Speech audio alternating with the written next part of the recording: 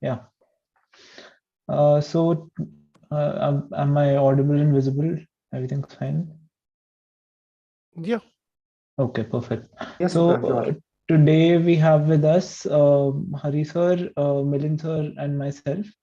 Hari sir, would you like to start? Also there. Okay, Marlon, obviously, yeah. Good evening, students. I hope all of you are safe and sound and are doing great in your whatever work that you are doing. Okay, so this session, as you know, is to discuss about your queries, which is related to week 5 and 6, all right, of the PDM course. If in case you have some other doubt regarding week 1 to 4, Malolan is also there to answer the questions.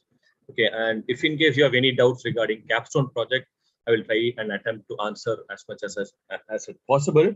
And Milind sir is also there who can give an overview of everything about the entire course, whatever you wanted to ask about. So let's have this session as an interactive one. All right. So we will start. If in case, you can start shooting your questions, and that will be duly answered by one of the 4 of us. All right. Yeah, just one thing, Hari. Yes. This is Milind. I think Malolan needs to leave by 8. Okay, so if there are any questions on week 1 to 4, my request to the students is to prioritize them first, so that Malolan can answer and then he can step out. Yeah, great. Yeah, great. So students, if in case you have any questions from 1 to 4, week 1 to 4, please ask now.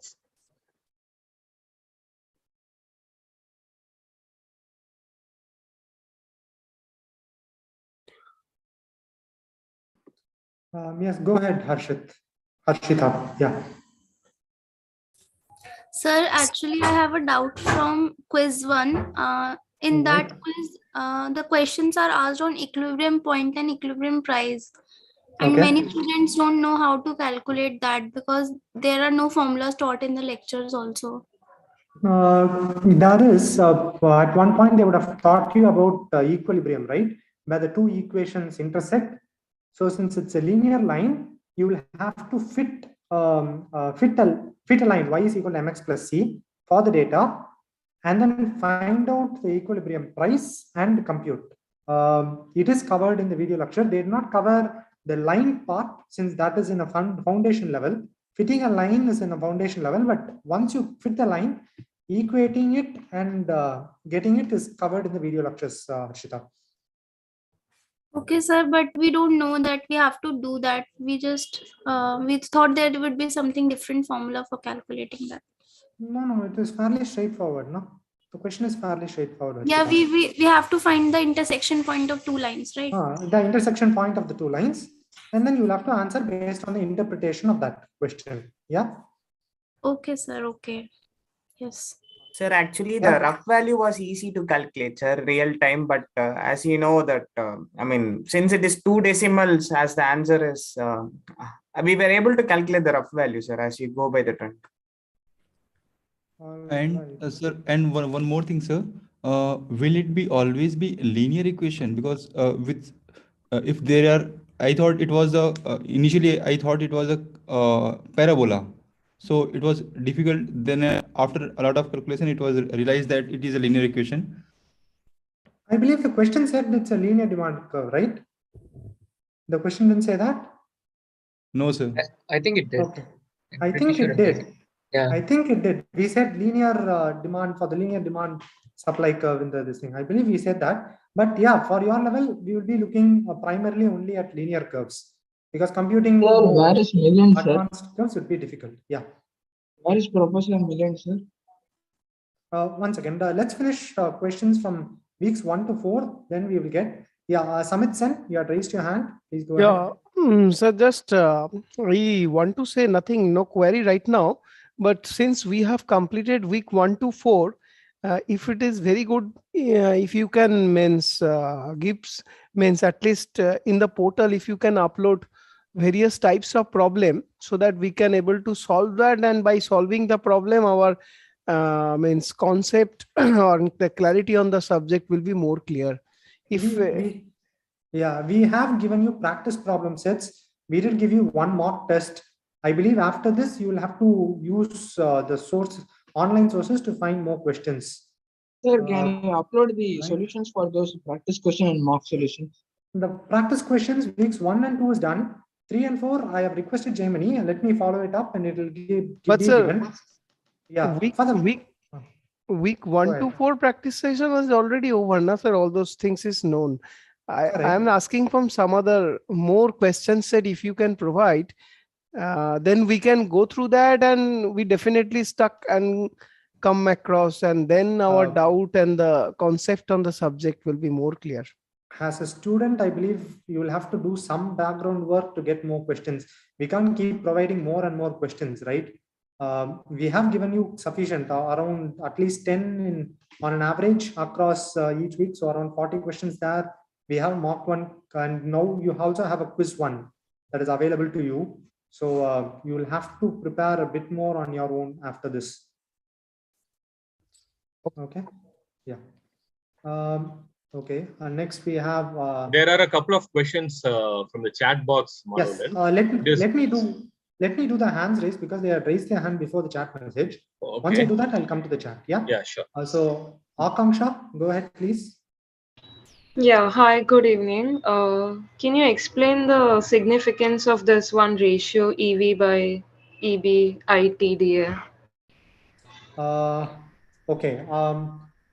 This particular question I will ask someone else to do because I'm not an expert in that. So I will ask Srivatsa to answer this particular question on the discourse. All right. He's not here today. I will ask Srivatsa to answer this. All right. Okay.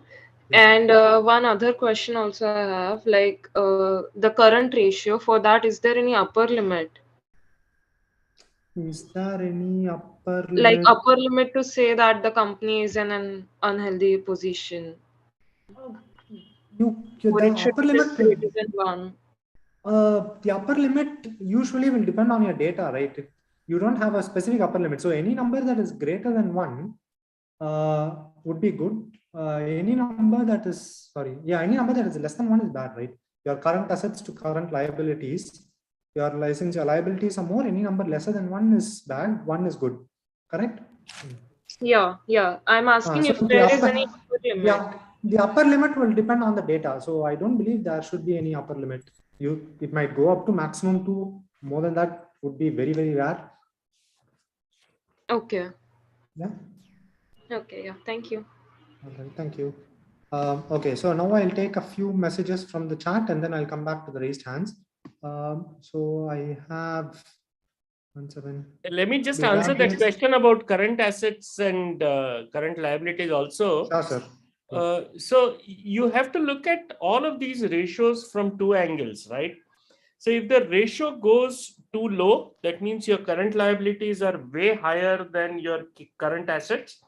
Then typically it means the firm is facing liquidity issues, right? So they may not have enough money on hand to pay the bills in the near future.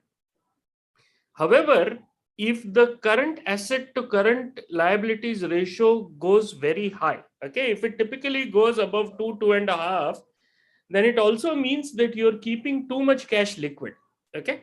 And everybody, all of you, I'm sure by now you know that if you keep cash liquid, then liquid cash actually has the least returns, okay?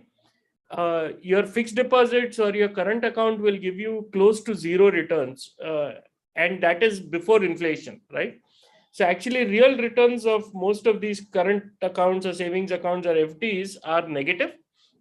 So if the current ratio is above, let's say 2.5 or 3, then it means that the company is doing a very inefficient use of working capital.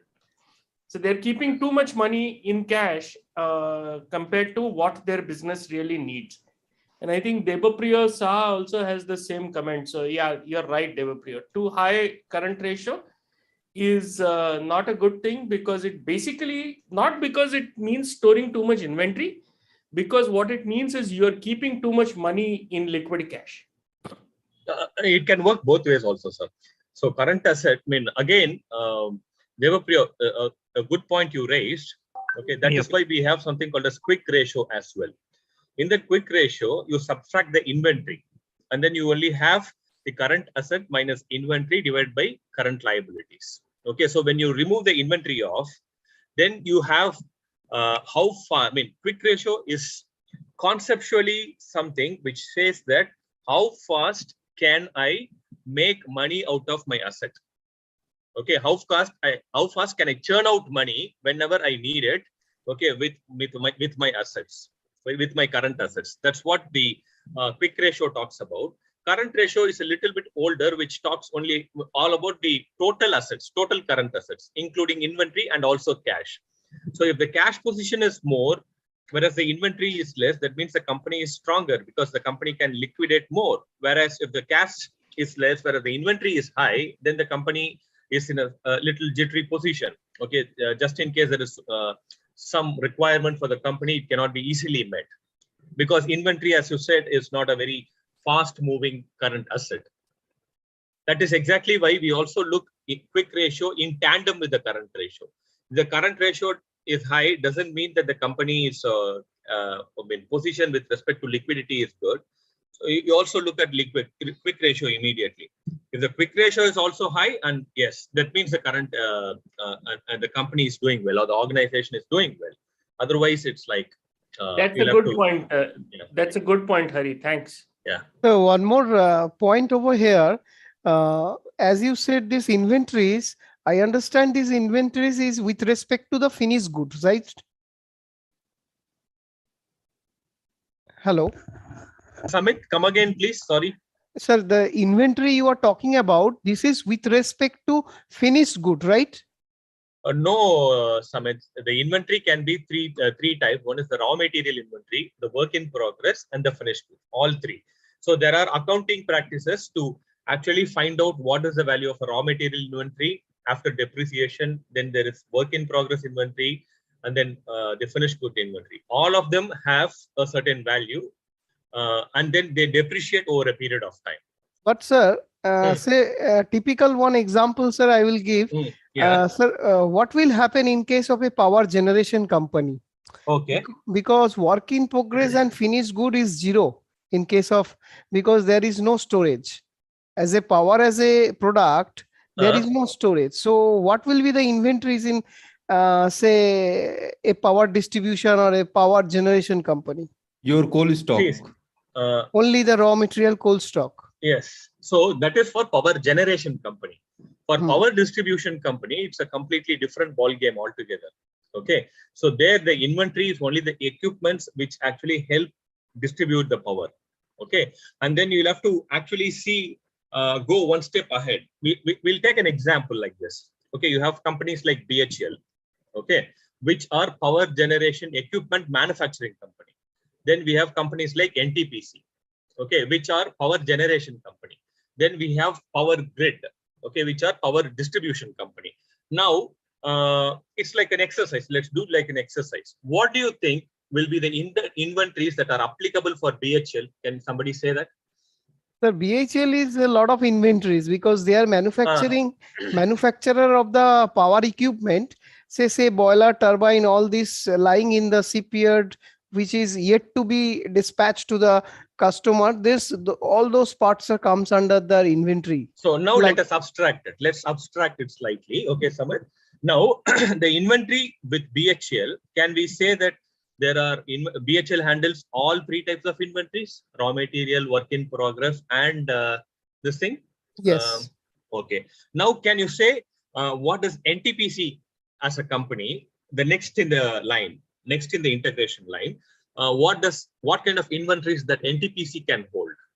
As we discussed, only the raw material. Raw material inventory. To a certain extent, it can also hold equipments. Okay, fail-safe equipments as inventories. Okay, so if some very critical equipments are missing, say for example, valve like boiler shut-off valve or something like that, they will be having certain inventories of that. Okay, but sir, so in power generation company, what you are indicating, that we generally call as a mandatory spares. Yes, yes, yes. Those mandatory spares with inventory. Yes, it will be classified as inventory, Achha. Okay. Then we have power distribution companies where literally there are no inventories except spares.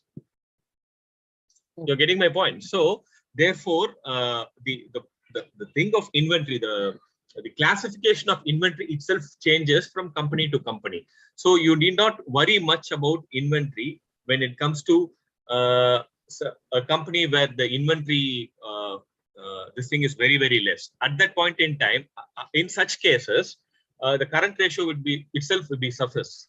But if in case you're dealing with a company where the inventory is also very high, then you're talking about, you'll have to talk both about current ratio and quick ratio together. Okay, sir. Thank you. Okay. Thank you. Yes. Sir, what if the current ratio and quick ratios are same, like exactly the same numbers? Possible, yeah. In which if the it is quite possible in the companies where there are no inventories. You're getting my point. So in the numerator, inventory is 0, current asset by current liability is going to be the same. That means quick ratio and the current ratio are going to be the same. Yeah, so for the company that current ratio and quick ratio is same and they are as high as 3.83.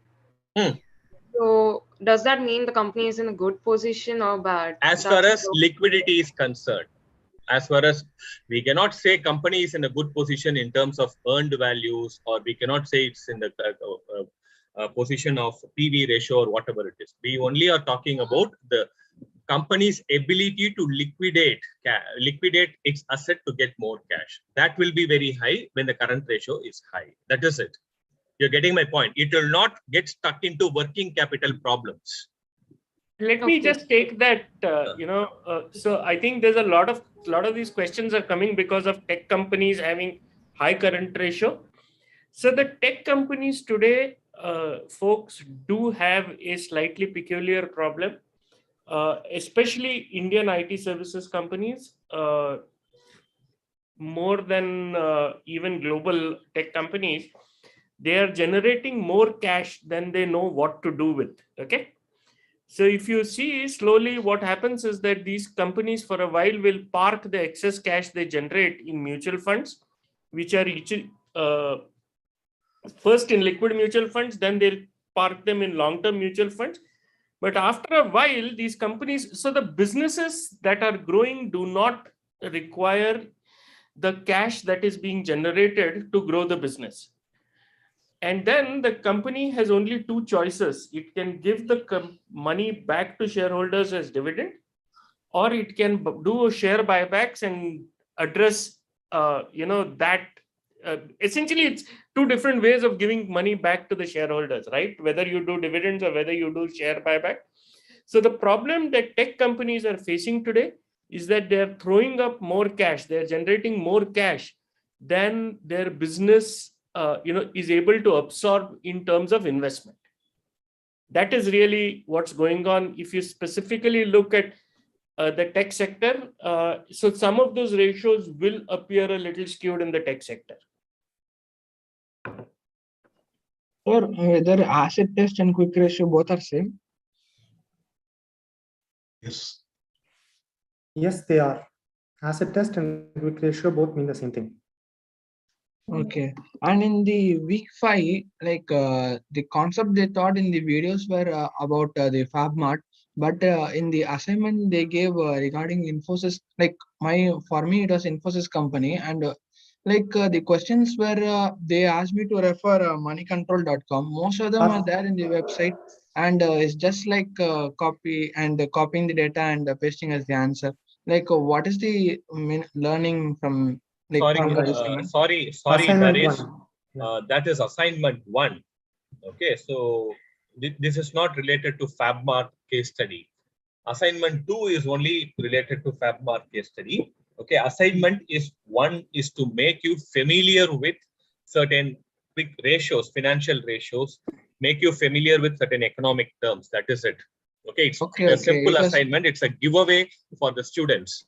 Okay. It was given under week 5. I thought it should be related to the concept which was taught in week 5. No. For weeks 1 to 4, it is released in week 5, Amir. Okay. Yeah. So it's released on week 5. The contents are weeks 1 to 4.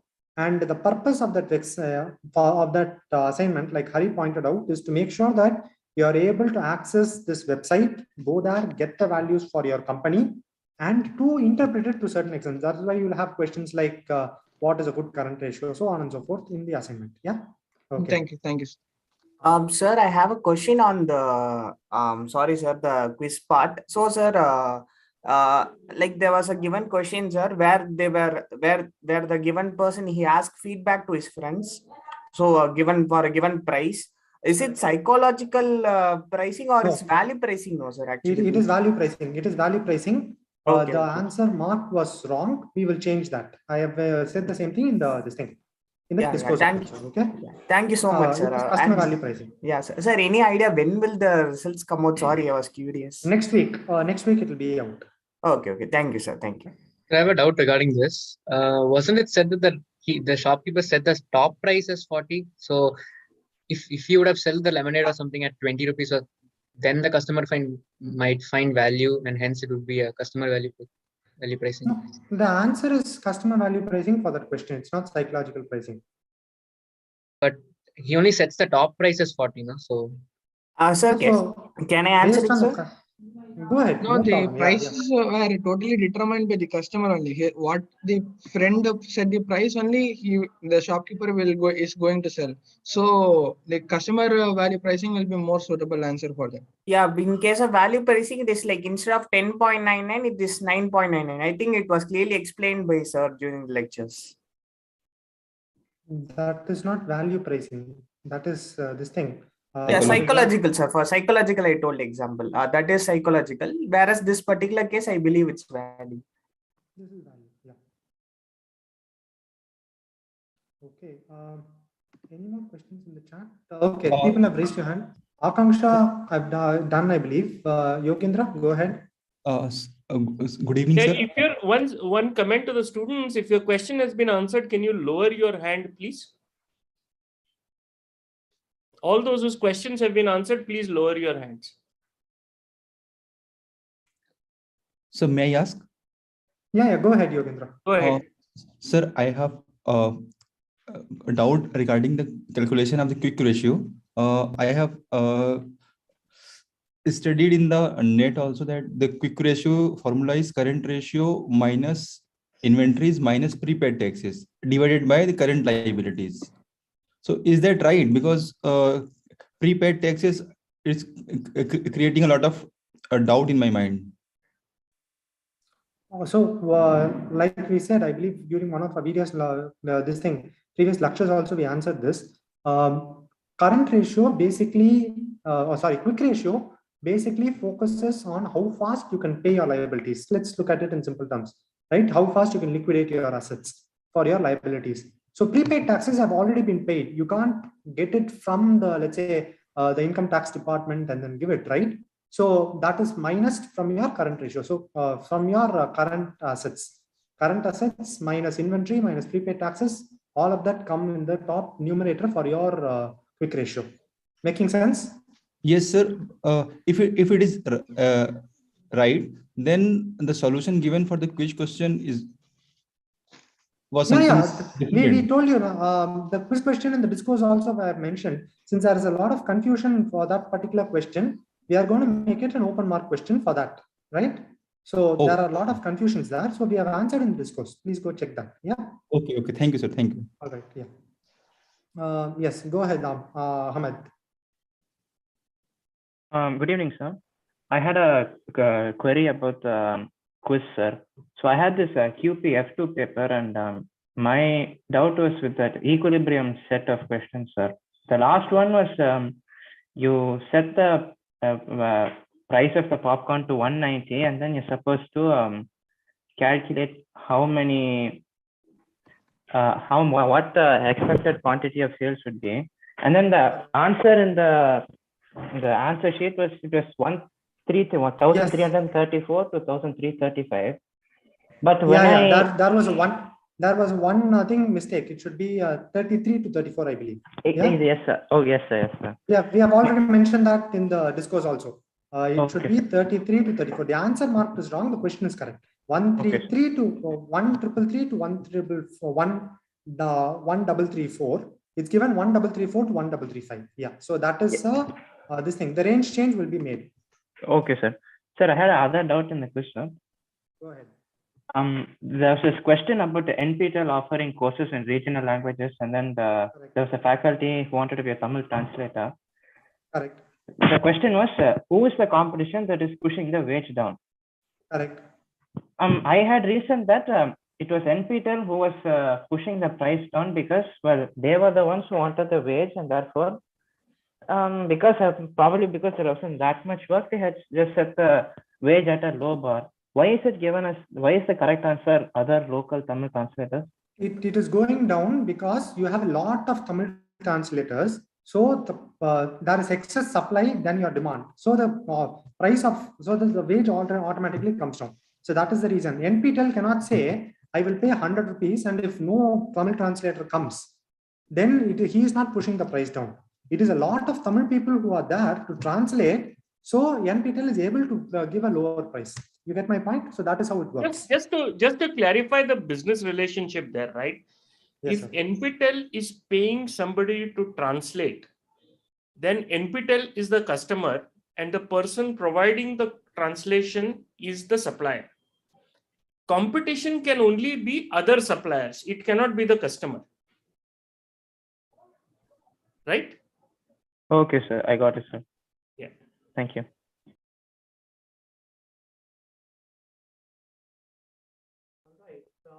Next person, please. Or do you have any other questions, Ahmed? Yes, sir. Sir, I'll lower my hand. All right, we will have Uma then. Once again, let's have Uma. She's raised her hand before. Yeah, go ahead, Uma. Uma Das. All right, let's go to J.S. Ranjit. Sir, actually, I have a doubt in assignment 1. Yeah, go ahead. Sir, actually, let's see. No, sir, I have completed my assignment 3 days before. But when I check it now, the values are changed in the money control website. Which values? Usually they have given you very past data only, no? So yes, sir. Actually, it's changed, sir. Actually, the cash and cash equivalents. The past data has changed. Yes, sir. Actually, it's changed. Okay. I am not sure about this particular question. So maybe you can put it up in the discourse and tag Srivatsa. He will be able to answer. All right. Also write the company name. Yeah, also write the company name. What was your company name? And then tag Srivatsa, and he will be able to answer it. If you can give the specific questions also, it will be better. Okay. Okay, sir. Actually, but today is the deadline, sir. That's Ranjit, if that is the case, I would suggest you still have chance to change your response and then submit. Okay, why don't you do that? Yes, sir, we can do that, but I wanted to confirm that. That's yeah, you can do that. Only the latest response will be taken. Okay, sir. Thank you. Thank you. Just one input to Rajneet, because I also faced the same thing, but I made a mistake. By default, in money control, the selection is standalone, but in our questions, they ask for the consolidated report. So you just cross-check whether you have changed it from standalone to consolidated or not. If you don't, then this data may vary. Okay, sir. I'll check it out. Thank you. Yeah, that's the correct point raised by him. Okay, thank you. Right. Okay. Let's have the next person. Doris. Sir, from week 5, like a lot of Excel tricks were introduced by the professors. Like, can you just is it possible for the BDM team to upload some Excel tips or Excel video or something? For week 5, we will have it later because sir is here. In fact, Milind sir, who is actually doing all of those videos, is here. Maybe you can speak to him towards the end. If we can complete week 1 to 4, it will be good since I have to leave. So yeah, Tanmoy, can you go ahead, please? Hello, sir. So just to confirm, you said like calculating the quick ratio, it is current assets minus inventory minus prepaid taxes by current current liabilities, right? Correct. Okay, so the prepaid taxes should be deducted from the numerator. From the numerator, yes. So, like, could you reflect on the EV by EBITDA ratio? Like in the videos, it is mentioned like higher the EV by EBITDA ratio, more it is preferable. So, but there are a lot of confusion going on. Like I have seen in Discord, like many are saying that EV by EBITDA ratio, which is lower, is more preferable. So, could you please reflect for this particular question? For this particular question, in the discourse itself, Srivatsa has given you the answer. So please go check, because there is different interpretations of that. So Srivatsa has given you why the course is higher in the discourse. So you can go check it out over there. All right. Okay, Tanmoy. Any other thing? Yeah, but could you please again, like I will check once. Like, could you please again explain this here? I am not an expert in that particular topic, so I would refrain from answering it right now, because I do not want to cause any confusions. Yeah. Okay. So Srivatsa will answer that question. None of us are at that question, and he has already given an answer in the discourse. So in the same thread where you are talking that people are telling it's lower, it's better, Srivatsa has actually given a response after consulting the course faculty. So you can actually go verify that. Okay. Okay, sir. Okay. In fact, someone, thank you, Harshal. Harshal has actually posted that in the chat, the link to that discourse in the chat. So please verify. Okay, sir. Thank you.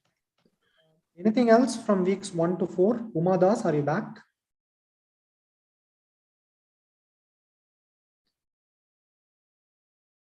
Uma Das, you're on mute. Oh, no questions. All right. Any other questions? Did I miss any questions in the chat? There's actually one question from Puneet. My accountant considers rent as fixed cost for my companies in India and abroad. He actually found the videos amusing. Need some take. Need something to take back to him. Rent is fixed, right? Because it does not vary with respect to your volume of production. So rent is fixed cost. So I believe that is what the videos also say. I'm not able to understand what you need to take back from us.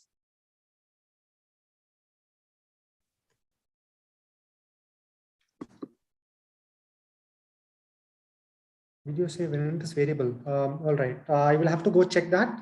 Let me go check that. In what context sir has said rent is variable. All right. I will revisit that video and I'll get back to you. Please put it up in the discourse and tag me. I'll definitely get back to you on this. I do not know why the videos say rent. Maybe for a specific context, sir would have said that. So I will answer that over there. Yeah. Already tagged me on the top.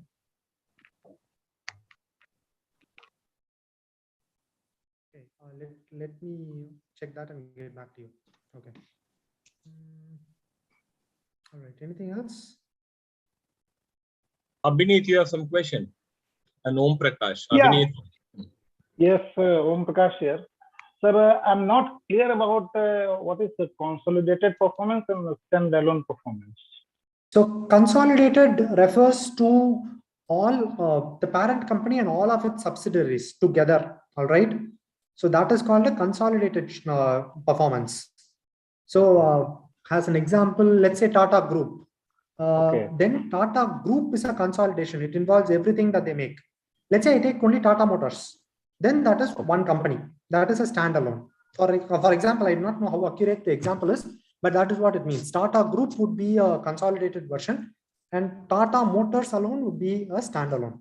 Okay. Let me give you a very concrete example. I used to work in a company, and we had, because of legal requirements, we had subsidiaries, fully owned subsidiaries in Finland and US. Okay. So we had an Indian parent, and we had a Finnish subsidiary and an American subsidiary. Okay. So when we reported the standalone performance, we reported the performance of the Indian company alone. When we reported the consolidated performance, we included the performance of the American and the Finnish subsidiary. We could have also had branches in those countries. So when you go and set up a business in a new country, you can set up a branch or you can set up a subsidiary. Because of some of the business that we were doing, we needed to set up a subsidiary. If we had set up a branch, then the performance in Finland would have been a part of the Indian parents' accounts. And then Consolidated would not have looked very different. Okay. Okay, sir. Thank you.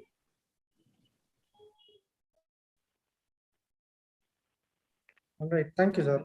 Yeah, go ahead, Abhinit. Yeah. Good evening, sir. Yeah, good evening.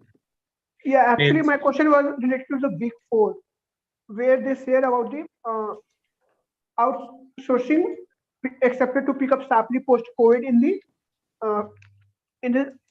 IT sector. I'm not able to hear you. With respect to what in Week 4? There was a slide named the outsourcing expected to pick up sharply post-COVID in the industry of the IT sector. Industry of the IT sector post-COVID. Yeah, in the Week 4. Okay, Hari, are you able to understand clearly what the question is? I'm not able to get it. I don't know whether it's my internet connection. Sorry, I cannot get that as well. Abhinit, can you be a little slower, please? In the Week 4, there was a slide in the IT sector. Okay, about the IT sector. Okay. Yeah, outsourcing expected to pick up sharply post-COVID. Okay. But as the graph shows, before the pre-COVID era or the post-COVID era, both have almost the similar type of growth. Then why it said about this sharply, I didn't understand about it. So Malolan is saying that in Week 4, there is a particular slide which talks about IT sector's outsourcing potential. It is predicted that after COVID, the outsourcing of IT sector is going to increase. Okay. However, by looking at the previous graphs, the same trend is observed even pre-COVID. Okay, or during the COVID also. If that is the case, why is that the prediction says that outsourcing is going to increase just only after COVID is question. If I am not wrong, Abhinit, am I right, Abhinit? Yes, sir. Okay. All right.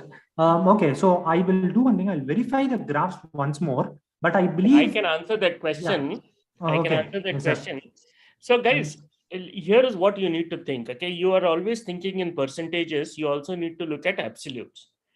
If a company is $1 billion and it grows 25%, what that means is that it has added $250 million of revenue. If a company is $10 billion, it grows 25%, it has to add $2.5 billion of revenue in a year, right? It is substantially harder to add $2.5 billion of revenue. So typically what happens, your sales capacity, especially in the IT sector, is able to add, let us say, 500 million a year. However, as your revenue base increases, your percentage growth tends to go down, right? Even though you are adding $500 million a year, because your denominator is larger, your percentage growth goes down. And therefore, it was expected, and you can see this as an example in the performance of Cognizant, that as the company has kept on getting bigger, their percentage growth has gone down. It was therefore expected that similar behavior will be observed in TCS, Wipro, and Infosys. If you actually look at the performance of TCS and Infosys, while these companies have gotten larger, post-COVID, their revenue delta per quarter has also kept pace with their larger revenue base. Okay. And especially in the case of Wipro, their revenue add per quarter has actually gone up. And why has that gone up? That has gone up primarily because COVID has pushed more people to do outsourcing. Does that answer the question? Yeah, got it, sir. Yes, sir. Yeah, and that was exactly what I wanted to check. So in the graphs, I believe it's all in percentages. So that is why the student is asking this question. So think of it in absolute numbers, like sir said, and it should be fine. Yeah. Yes, sir. Got it. All right. Yeah. Thank you. Thank you, Milind, sir. Any other questions from weeks 1 to 4? I have one request, sir. Yes, go ahead. Basically, I am so much thankful to all of you for making me understand the financial terms, and the understanding the ratio part was very excellent. But sir, if you can add one video on the understanding balance sheet and one video on understanding the profit and loss statement, because that is missing. And I am not having that much clarity on the understanding of these two parts of the statement of the financial statement. So Sure. if you can. That's a very good suggestion. We'll definitely talk with the host faculty and we'll try to add it. Yeah. As Yes. a tutorial. Okay. Yes, sir. All right. Yeah. Thank you, Yogendra. Sure. Okay. Any other questions from weeks 1 to 4? I think we're done, sir. I think you're getting late also. So we can take up week 5, 6 questions now. Yeah, sure. And it would be good if people can focus on the FAGMAT case, because we have Professor Milind with us. So please focus on the FAGMAT case this time. Any other questions with respect to the contents, we will be back during those respective weeks to answer them. All right. Please focus on the FAGMAT case, because Professor Milind is the expert in that. And in fact, if you have any questions with respect to Excel also, Milind sir will be able to answer. So please keep your discussions focused on that for today, would be my request. Yeah, thank you, Hari sir. Thank you, Milind. Sorry, thank you, Milind sir. Thank you, Hari sir. And thank you, Sukrant. Thanks, Manolan sir. Okay, have a safe journey. Yeah, okay, thank you. I will. Okay, before we take up questions for week 5, 6 assignment, so there's an announcement. We had released assignment 2, but because of some error, we are re-releasing it, and it will be available to all students by tomorrow. And the deadline for the same will be pushed by 2 days because there has been this delay. So yeah, you can access the assignment tomorrow onwards.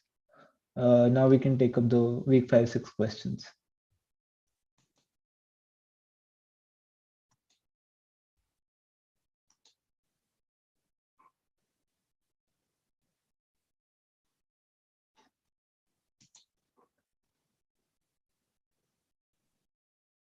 Go ahead, please. Yeah. Hi, sir. I know this question has been asked in the session before. Since Milind sir is here, I think he can clear our doubts, because as we all, a lot of my friends also had this confusion about the enterprise value upon earning before interest and taxes ratio. What is a healthier one? Because as we kept reading, there were two, we kept digging into it. A lot of questions came to mind that is it less than 10, which is better, or how are we supposed to answer it? So if you could please clear that for all of us, it would help us a lot, because the assignment also has that question.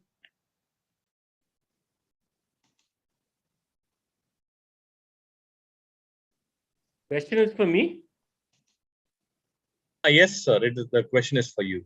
Sir. I am so sorry. I don't. I'm not an expert in some of these things, so I would not be in a position to answer that particular question. Ananya, could you please repeat the question? I mean, It's about EV by EBITDA. Oh, okay. See, roughly I can tell you, okay, I understand P by E ratio, and I'm assuming that EV by EBITDA is roughly similar. Now, try and think of what is an enterprise value.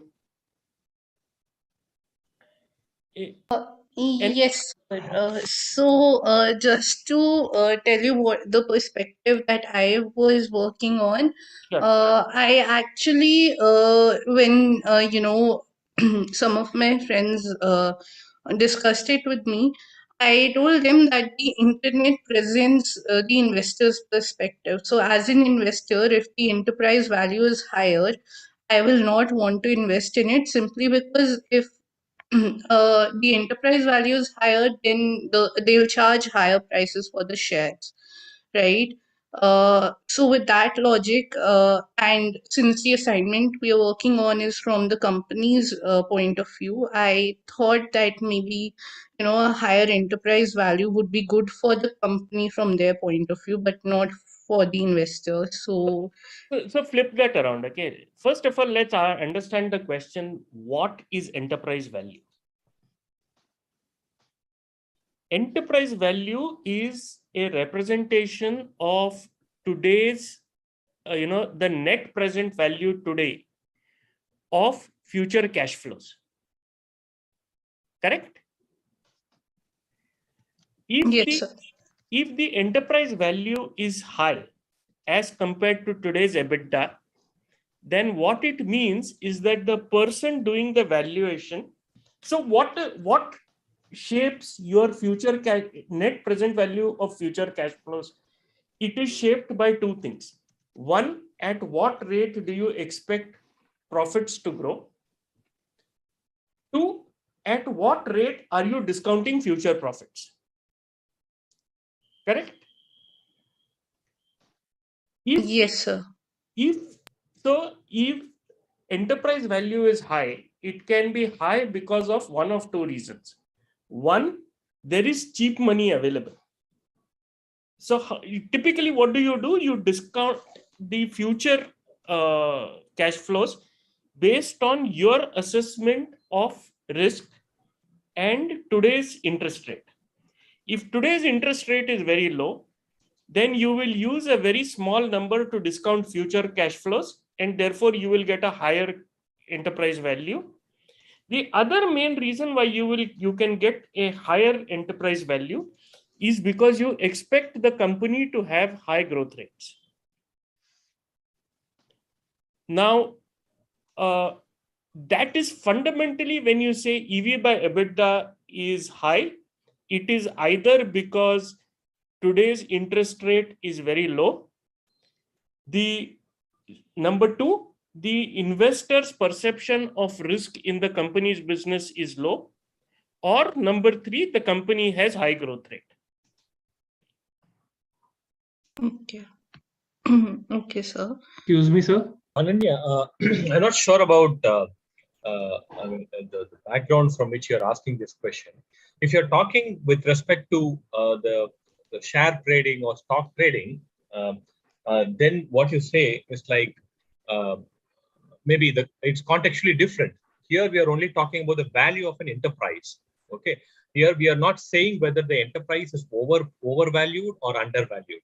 Okay. So if an enterprise is overvalued, I will not buy that share. If an enterprise is undervalued, I will not buy the share. That is how it is. But here we are not getting into the secondary market at all. We are only talking about the financial ratio of enterprise value. How does, what is the entire overall value of the company? So, and the overall value of the company changes because of various interpretation also. The way in which I see the company's value and which somebody else sees the company's value will be completely different, isn't it? That is why, as Milind sir had properly pointed out, that EV, enterprise value, talks about the future prospects of the company as well. And nobody can predict what the future of a company is, isn't it? So it is essentially going to be subjective. So enterprise value is essentially going to be subjective in most of the sense. That is exactly why in the stock trading parlance, people say if the company is overvalued, I am not going to buy that share. Instead, I will try to sell that share. Okay. However, we are not dealing with that here. All right. Yes, sir. Yes, sir. Excuse me, sir. Hello. Am I audible? Yes, Devansh. Yes. Devansh and others, can we please move into week 5 and 6, and let's have the discussion about week 1 to 4 in the discourses or maybe in the future actually, live sir, session. I have to add a bit to the question she asked. Yeah. Actually, this concept is like coming like 2-3 places, and firstly, I've seen that in week 4 and now in week 5 as well. Like basically, we can expect questions like in which year, like we'll be given like year-wise data, and we have to like just tell the best position in the respective year of the company based upon this EV by EBITDA ratio. So in that sense, what we have to simply do, like the higher the value, the best like position will be best in that year, or it is like vice versa. It's best we move this conversation to discourse, guys. Okay, sir. Sure, sir. Thank you. Thank you.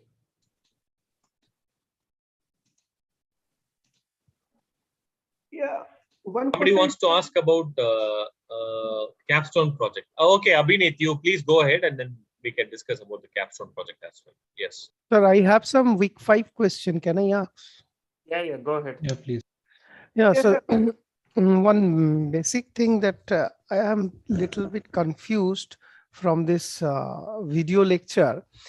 The Pareto analysis we are calling it is 80-20 ratio, right? Means 20% is the important thing which is delivered the 80% of the revenue or the major cause of that particular company. But if the after analysis, if we do not find this 80-20 ratio is there, still can we say we have done the Pareto analysis and moving ahead with the project? Can we say that?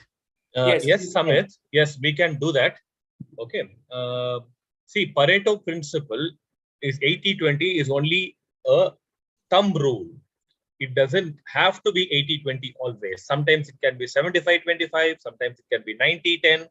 The idea is that there are only a few factors that influences an organization's performance to a greater extent. That's essentially what is the Pareto principle talks about. You're getting my point. So it need not be 80-20 always. Keep this in mind.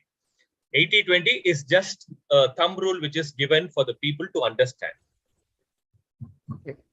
But in the discussion, particularly with the Fab Mart, what is the outcome? Because one point of time, sir asked Mr. Omkar, he is not very interested because particularly that volume Pareto, it's the graph is some kind of flatter and almost 40% or 30% companies coming under the survey parlance, and he is not interested.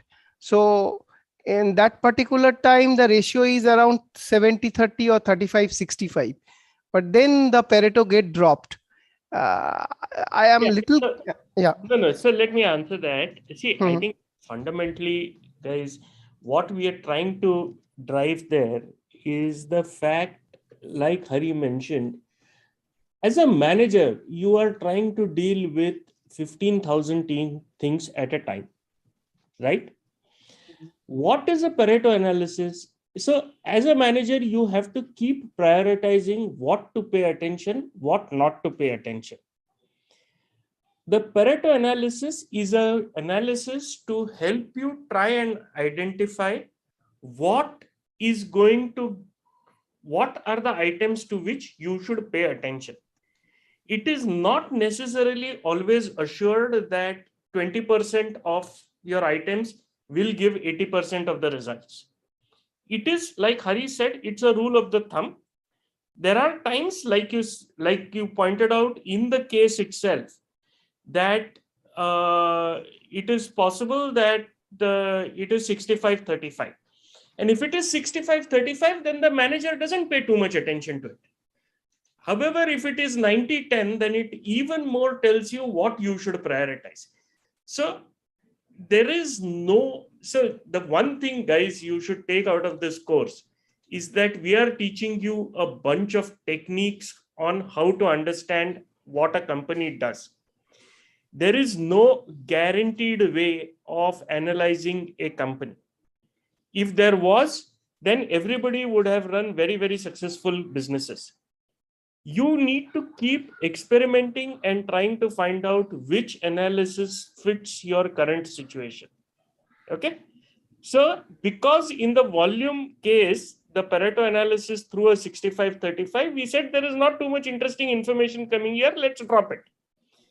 Okay. If it was 80-20, then it would have helped our manager. If you put yourself in the shoes of the logistics manager of FabMart, it would have helped our manager to shape his buying or stocking decisions. Is that clear? Okay, sir. Okay. And so another question is there any means, if my data set is very small in size, then is it good for going for this kind of Pareto analysis, or there is some kind of threshold key minimum this much data is required to analyze the Pareto chart? Otherwise, most of the analysis that we are teaching in this course is statistical. Okay. The moment you say an analysis is statistical, it assumes that the sample is sufficiently large. What is sufficiently large? You just have to play around and find out. Okay. So in fact, in the previous batch, there was a student who actually found that in the data that he had gathered, he did not find a Pareto analysis. And his analysis was that there probably should have been a Pareto, but because he did not have enough data, he could not find a Pareto. Okay. Because sir, why I am asking this question, I am applying this thing in my capstone project, and I'm finding very different kind of things. So and guys, please understand one thing: that data in the capstone project, when you have gathered it from an ongoing business, that data is God. Okay. You have to keep analyzing it in different ways to get different insights about the business. It is not always necessary that the same analysis will work across all businesses. So don't assume that the data is wrong. It just means that in that particular case, the analysis does not give us any meaningful insight. The data is always right, as long as you have collected it cleanly. Right? Correct. Yeah, right. Thank you, sir. Beneath you, something. Yeah. In the week 5 lecture, sir have talked about the BUs, but I didn't understand it. Even I saw the lecture video 2 or 3 times. Can you please clarify it more? Yeah, sure. So, you've been in a grocery store. If you go to a grocery store, very often you will see that the grocery retailer has divided his store into 5-6 different areas. There is one area where he keeps fruits and vegetables. There will be one area where he keeps milk, cheese, and other, cold storage items. There will be one area where he keeps grains. There will be one area where he keeps washing utilities. Now you can think of each of these categories. When people are buying washing soap, you're really looking at a category of cleaning products. If you think of yourself as a company and you're selling both grains and washing soap, the behavior of customers buying grain is very different from the behavior of customers buying cleaning soap, right? So let's look at HLL, or what is now called Hindustan Unilever. Hindustan Unilever makes soap for washing clothes. Hindustan Unilever also makes toothpaste. How you buy toothpaste, the factors you consider when you buy toothpaste is very different from the factors you consider when you buy washing soap, correct? Yes, sir.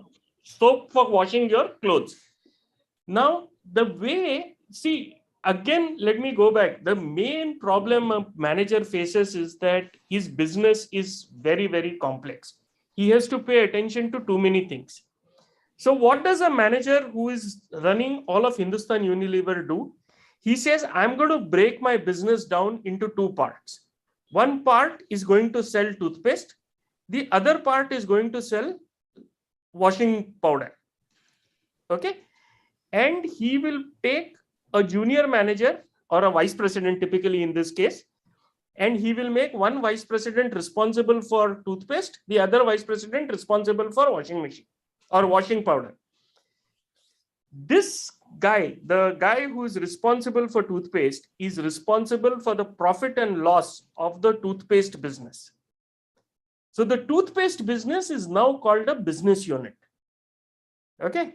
So the guy at the top, the CEO, will break his business down into typically into between 5 and 7 areas. And he will hand over the responsibility of each area to one of his direct reports. And that area, that chunk of business is called a business unit. The other way of looking at it is if you look at Tata Motors will break their business down into 2 business units. They have passenger vehicles and they have commercial vehicles. So passenger vehicles makes all the cars, the commercial vehicles makes all the trucks. So it's 2 business units in that case, right? Yeah, sure. And the behavior of these 2 businesses is typically very different. That is why you break it down into 2 business units. Got it, sir. It means like lifestyle and the mobile phones and the FMCG are the 3 business units they are talking about in the lectures. Correct. Yeah, got it, sir. So, your question, please. Can I go next? Yeah, please. So my question is more about the capstone project, and I'm seeking advice and opinion on my general strategy because I know there is no clear right answer. So I'm working with the automatically generated data, more about the metadata for all these softwares, because with the world going online, all these software that we're using right now to interface with our own, like with the companies that are using to interface with their employees and their partners and customers, they are generating a lot of data about the interaction itself. So even without, for example, without knowing the content of this meeting, Zoom meeting, I can tell roughly who is probably a faculty or a staff and who is probably a student without knowing anyone's identity in general. So I'm thinking about going in this direction of analysis. So I have 2 major pathways that I see. One is to use the concepts that I'm learning in other courses like DBMS, programming, etc., and try to build an automated data pipeline so that whatever project I did with the company stays relevant to the company even after I've gone, because it's automated. So they are automatic dashboards showing some analysis. But in this approach, the actual analysis will suffer because I won't be able to put enough time on the actual analysis. So I only have some basic ratios and basic graphs. On the other hand, I can probably take the knowledge from courses like stats and machine learning courses in this program and try to go deeper and deeper into the analysis side. But nothing would be automated. So all my project would be terminated. All my analysis would be terminated the moment I submit my project. So as a general advice, and obviously my actual project would be a combination of these 2 approaches, but I'm seeking advice. What should be my major thrust? So, excellent point. I'm sorry, I didn't get your name. Sarthak Bisht. Sarthak's an excellent point, right? And if you look at when you are in a company, why are you doing analysis? Okay. There are actually 2 ways of doing analysis. One, like you pointed out, is a dashboard. And Omkar, if you talk about the FabMart case, Omkar actually keeps referring to a dashboard. Okay. So he is using the same analysis on an ongoing basis. He's doing it to find out which of his stock items are going out of stock, which are not moving, etc. Right? Especially, I think in week 6, he covers a lot of that. So one way to do analysis is to make a template for an analysis and do the analysis on the data as the data changes. And that's a dashboard approach. Okay. The other approach is a one-off analysis approach to solve a particular problem. So if I'm Omkar and I want to design a new warehouse. And I want to figure out where in the warehouse should I place the storage for each item. This is a one-off analysis, okay? Because I do not change the layout of my warehouse every day. Once the layout is designed, I probably won't change it for the next 3 years, right?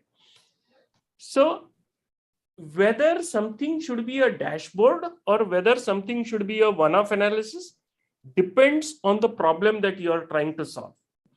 So my recommendation is, when you're looking at the kind of metadata that you're trying to look at, I think you should first ask yourself the question, what is the corporate problem you're trying to solve? Is it a problem of monitoring, or is it a one-off problem of designing a solution?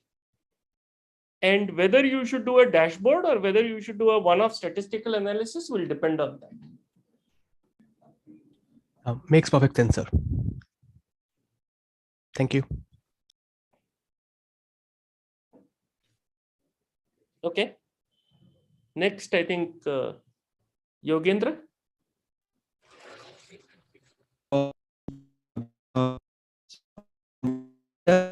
Yogendra, we can't hear you. Your audio is very bad. Maybe you can type your question. Sir, am I not audible, sir? Now you are audible. Now you are audible. Yeah. So my question is with respect to Pareto analysis. Being the data science student, my question is it similar to doing the dimensionality reduction problem in the machine learning? Because with the Pareto analysis, what it is with the 20% of the eigenvalues, you can get the 80% of the results. Is it? Am I correct? No, I think you're overcomplicating it, Yogendra. See, when you're doing machine learning, you're looking at something which are abstract features. Okay, we are not looking at any abstract features here. I think you're trying to overthink it. Don't go down that path. We are just saying there are 20 input values, there are 20 output values, but, or let's say there are 100 input values, there are 100 output values, but 20% of the input values influence 80% of the output values. So, that's exactly what the dimensionality reduction says. Correct, but dimensionality reduction will go into some unseen features. And they will try and, as an example, try and say that mobile phones gives you most of your revenue. Okay? Yes, sir. In Pareto, we are not trying any of that. We are not trying to say only look at mobile phones. We are just looking at the statistics, and whatever the statistic says is the top 20 is the top 20. We are not trying to extract any features on the commonality between the top 20 items. I think, sir, what dimensionality reduction means, what Yogendra is trying to say is that when we're trying to process so much data, right, we try to reduce the amount of data that we have, so it's easy on our machine or it's easy for our data handling. That is what you mean by dimensionality reduction, right? So in Pareto analysis, we're just checking out the things that we've sold, or the data that we have, what is giving the maximum output of it. And dimensionality analysis is not necessarily about reduction of data. Dimensionality analysis is basically you try and take a piece of data and you break it down on multiple dimensions. Okay, and you say only some of those dimensions are important. Yes, sir. That's what exactly the Pareto says, that 20% is important. That is not what Pareto says, because I'm not breaking down. If there is a stock item called mobile, what is the item number called? M01, right? I am nowhere saying the dimensions of M01 are mobile, high-end, blah, blah, blah. I am not exploring dimensions. Please. You are not looking at that stock item as an n-tuple whose number of variables you are going to drop. Correct. So what is that? So Sarthak has said, right? Dimensionality reduction is about finding independent and identically distributed dimensions of a feature set. So what do you do in that case? What you try and do is you try and represent your input variable as an n-tuple, which means it has n dimensions.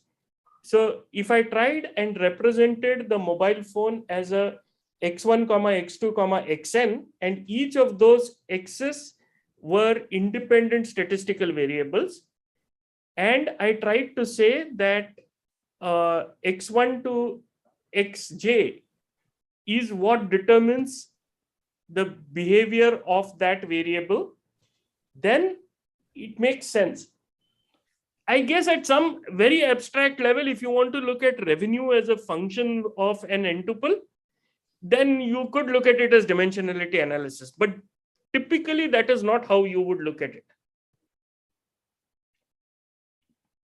When, if you were trying to tell me that you are doing dimensionality analysis, my conclusion would be that you are trying to say that most of your revenue is coming from mobile phones.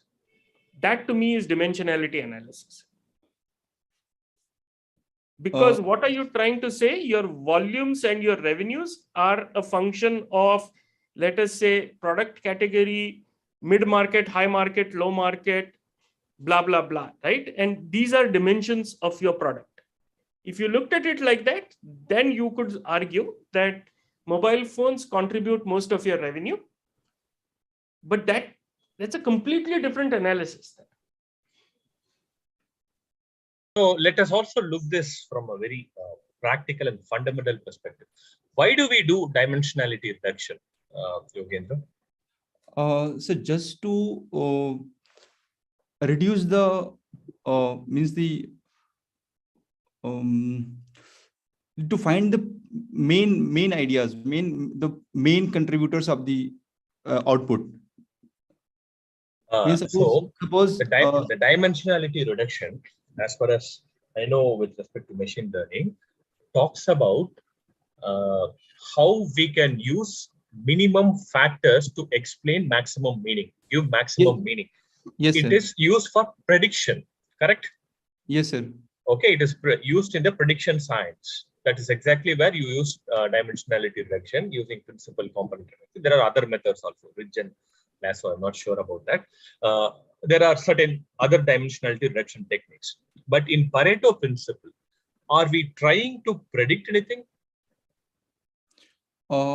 But sir, we are trying to emphasize the only 20% is important. As a manager, it is a tool for a manager which will help to prioritize, okay, what is that I'll have to look into. You're getting my point? I'm not predicting anything essentially here, Yogendra. See, if academically you can try to combine, okay, it can give you, I mean, it's a different case, but however, is it really going to help you? Is a question that we'll have to ask. The purpose of doing a Pareto analysis is completely different, and purpose of doing dimensionality reduction is different. You're getting my point? Yes, sir. Okay, so Pareto analysis essentially says that what are the components or what are the factors that I need to focus on as a manager, okay? Whereas dimensionality reduction talks about what are the factors that I do not need or I can combine together, okay, in order to predict something.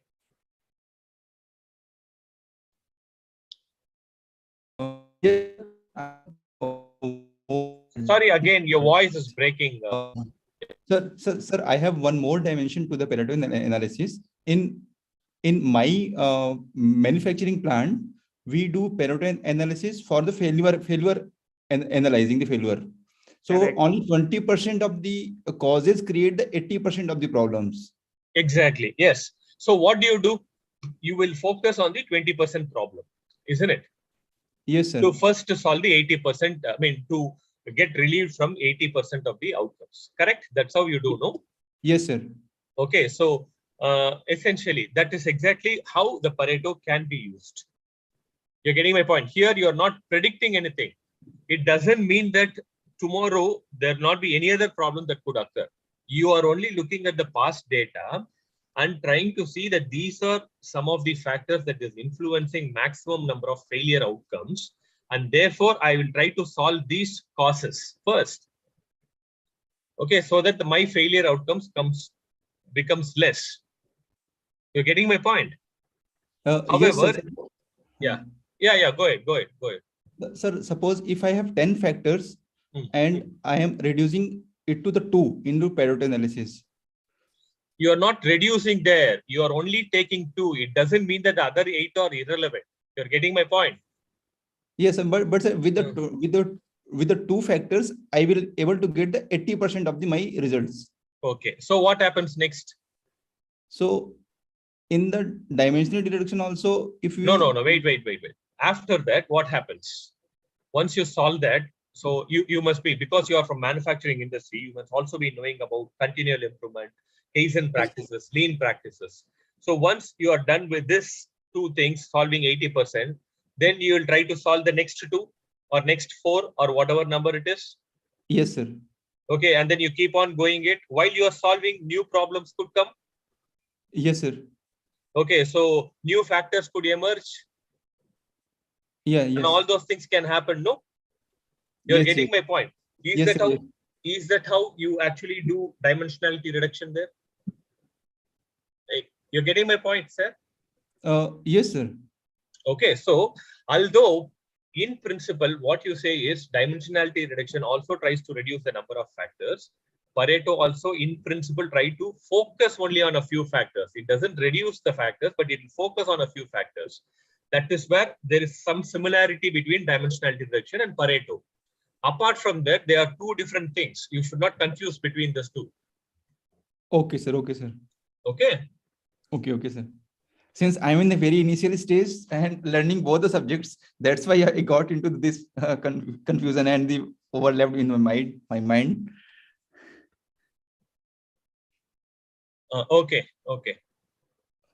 Sir, when do we have to? I mean, if Yogendra is over, can I ask my question? Yeah, I'm over. Sir, I wanted to ask about when is the submission for the capstone project? I'm not sure about the date. Shukrat, can you quickly tell us the date? What's the deadline? Yeah, just give me 1 minute. I'll check it and tell you. 1 minute, just. Because I have just started collecting data, so you should have lots of time. It is typically around week 12 or so. Okay. So that would be, that would be in the end of March, that means. Yeah. But sir, I'll need some time to analyze as well. It's 18th March as per the data. What is it? 18th March. 18th March. So here is how I would recommend, right? I think you need to give yourself 2 to 3 weeks to analyze the data. Yeah, so that leaves only a month, right, sir? Correct. Okay. So would that be enough, sir? Because I plan to take it from an unstructured way. I mean, from a local. So I think in the previous batch, people have done, see, your granularity of analysis will depend on what you do, right? So if you get 3 months data, you can do month-on-month analysis. Yeah. If you get only 1 month data, then I would suggest you look at a week-on-week analysis. Okay, sir. Okay. Now, there may not be patterns apparent in a week-on-week. There may be patterns apparent. We'll have to examine that. Okay. And would there be a mid-review or something like that so that we get a direction as to whether what we are doing is correct or something like that? Sir? I think, Hari, you and Ashwin do something, no? Typically? Yes, sir. Okay. Yes, we will do it. Okay, so in maybe in 1 or 2 weeks, you will get that. There'll be one Google form which will also be circulated amongst you to find out. Typically, we do that around week 8 or week 9, if I remember right from the last batch. Yeah. And do you expect us to present something during that time, during the mid-review? No presentation whatsoever. We just wanted to review as to how much have you progressed and what are you doing, which area you are working on, things like that. And I'm sure that some of the examples of the previous students which we have provided there in this thing would be helpful, because how can you proceed with data collection, and what kind of analysis that you can do and all this. Sir, when you say the previous batch, it is the video that you had uploaded, yes, right? Yes, okay. Video upload. Okay, sir. Yes. Yeah, fine, sir. Fine, sir. And thank you for that case study, sir. It was an eye-opener as to what goes behind the e-commerce thing, because we just kind of punch in our fingers and try to order a few things, but then what goes behind is a big, very big project actually. Yeah, I had great fun doing that case study. It was an eye-opener. Yeah, absolutely. So Rakesh has a question in the chat, and Rakesh, I think the real question, right, and this is to everybody, don't approach your capstone project based on tools that you have learned in this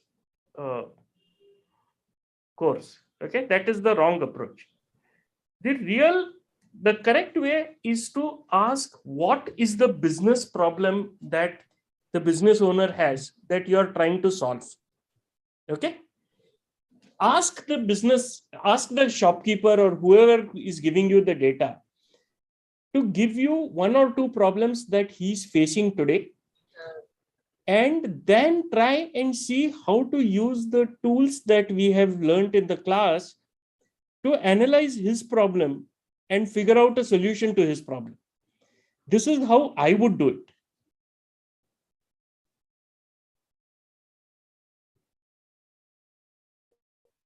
So my tip would be, ask, if you're talking to a guy who owns a milk booth, ask him what is his problem. Is his problem that milk is getting wasted every day, or some product is getting wasted every day? Is his problem that he needs to figure out how many refrigerators he needs to have? If you can ask him these questions, collect data and give him a solution based on the data, that would be interesting, I think. Sir, actually, I tried in this line, means I am still pursuing that. But the problem that I face, sir, I asked this and he said, I have this problem. And after hearing the problem from him, when I try to go and collect the data which is relevant to solve, is required to solve his problem, then I find 90% of the one part is large, and the second very difficult part is, for me, the 90% of the data he keeping in the manual form. Now I have to take all those things in Excel, and then so taking that manual and ready for analysis will take a lot of time. So this is a practical problem. Yeah, that is. And if you remember, several of the people from the previous batch also had that. I think one of the students had a actual photograph of how the vegetable shopkeeper used to keep accounts, right? Yeah, a lot of these shops are fairly unorganized, and they will, in some cases, they may not even have data. Okay, they will give you some rough estimate from the top of their head.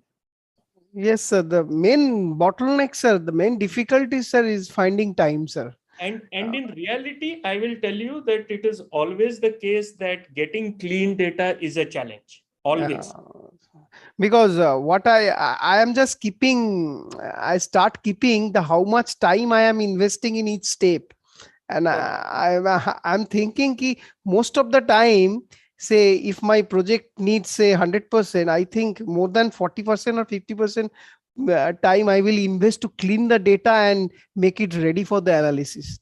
But that is very, very true of any business analysis problem. Yes, any primary research, you will have to do something like 50% of your effort will go in data gathering and data cleaning. That means you are in the right. 50% is optimistic, okay? 70% of your time will be in data gathering and data cleaning. That means you are going in the right direction, Samit. Don't worry about it. And sir, in this line, sir, I will ask one more question, because this question is struck me after seeing this week 5 and 6 video lecture. One of the points in the FabMart analysis, because there is two parts. One is business is going in his own direction, And there is some part that we try to take some data and analyze what is happening and try to give our some suggestions so that business can solve with some real-time problem. To do that, the person who is analyzing the data, they have very limited idea about what the business is and how the business is actually happening in the market. Sir, if you could remind, sir, one of the data, the Thursday sales is gone up in Monday to Saturday, and then Mr. Omkar is chip into the subject, and he immediately pointed out, no, there must be some error because there is no reason for Thursday to go up. So taking this as a cue, what do you suggest, sir? Now, since I am in the just starting my capstone project, after every analysis, shall I talk to them ki this is my finding and is this correct or not? Shall I Fantastic, ask? fantastic. Okay, so this is what we call as data triangulation or results triangulation in a proper research parlance. Okay, so what you can do is essentially there are two triangulations that you can do. One is data triangulation, another one is result triangulation. Data triangulation is you obtain certain data and you get data from other sources also. You corroborate both of them, find out if they both are same or both are similar or both make sense.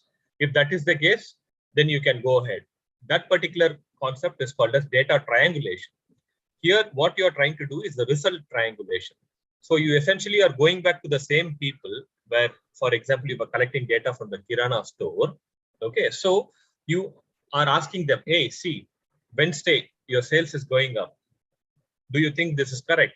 So why do you think the Wednesday sales are going up? If you keep asking that question, yes, that's a very good approach, actually.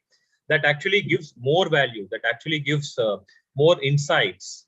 Okay, if he is even not knowing that why the Wednesday sales is going up, that is something you're opening a Pandora's box, isn't it? So that means you will have to think about it, you will have to see what is happening there and all those things, which is a very good finding, I would say.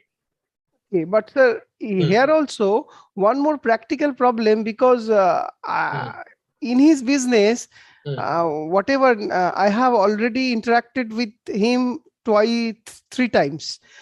He is not he's not very keen to open up all the data with me, and he's not giving that much of time to clarify all my questions. How to tackle this part? Samit, this is a problem that as a researcher, everybody faces. Because you are going to a shopkeeper, or are you collecting the data from the Kirana store wala? No, sir, I am actually taking a data is a very small scale of manufacturing industry. They are making the cartoon box, paper core, all these things, but not very large. It's very small and unstructured. Yeah. So generally, why would somebody want to give you some time, okay, when they are already having too much to look into? Okay. So essentially, you will have to make sure, you'll have to tell them that whatever I'm doing, I'm not doing it just like that. I'm going to tell you and give you with certain data, which will help you to form certain insights out of it, which could help you in the business. If you approach the industry or if you approach that manufacturer in such a way that it's not just a college project, it is going to be, you think me as a consultant, I'm going to help you with certain insights coming out from the data that you provided to me, then probably you'll be opening up a little bit. You're getting my point? So you'd have to first gather his trust that you're not doing just like that. First thing. Second thing is you are not going to misuse his data. Then you are going to give him a very good insight about it. That first establishing the trust becomes very important for anybody to open up. Okay, see if we have done it properly. If not, maybe try to do it in a little better way so that you can get enough data whatever you're looking for. And by the way, guys, let me say this. One of the purposes of this course is for you to get a real life appreciation of what it means to gather data as well as what it means to analyze data. Okay. So actually, if you are facing all these problems, I think the course is fulfilling its purpose. Okay. Yeah, see, Omkar is in a very lucky position because his warehouse is largely automated and he gets a lot of data automatically. But if you go to a smaller business, you will not get that data so easily. Yeah, right. Okay, guys, I think we overshot the discussion by almost 33 minutes. One last question whoever wants to ask can ask, and then we will break up. And any other questions you guys have, we can discuss in the discourse. So just one more query. Yeah. I don't know whether it is possible or not, but during this analysis, if I find these guys have this process and they are not capturing this data, which is a very vital one for the analysis, can I suggest them to please collect this data, and this will help in this way, and I can take this data in a, say, may not be for 6 months, may for 15 or 1 month at least. So Fair enough. Very good. It is possible. You'll have to convince them first. You'll have to tell them why this data is important for your business problem. Without this business, see, any business, one simple thumb rule I will tell you. You tell them that if you collect this data and if I analyze and give you, you are going to save this much money. If you talk in terms of money, all guys will be like, okay, I'll do that. So you're getting my point? So you tell them, you just give them a ballpark figure, telling that, say, if you collect this data, if you optimize this entire process, okay, you might be saving, say, 2 lakhs, or you might be saying 5 lakhs. They'll be, wow, okay, let me do that. That's what they'll say.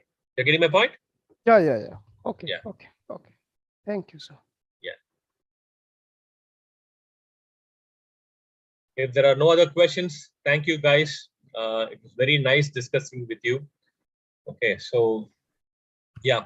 So any other comments by Milind sir, Suprat, and yeah, that was it, right? Yeah. Any other comments? Actually, I'll be honest, I'm very, very pleased with some of the conversation today. I think most of the students seem to be appreciating the course. Whatever points we wanted to emphasize seem to be getting through. So that's very nice. Very comforting.